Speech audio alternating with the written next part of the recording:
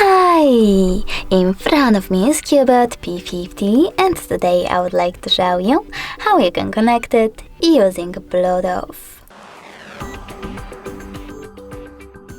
First of all, you need to access settings. Then click on connected devices over here and select pair new device.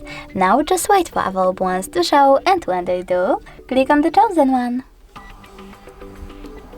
Now you need to select pair in this pop-up in order to continue and wait for the other device to accept your connection request. As you can see, my devices were successfully connected. If you wish to disconnect them, you can do that by choosing this gear icon next to the device and tap Don't Forget. Lastly, confirming your choice in this pop-up. If you wish to connect to the same one again, just click on Pair New Device and do exactly the same. Thanks so much for watching. If you enjoyed this video, don't forget to leave a like, comment and definitely subscribe. Bye!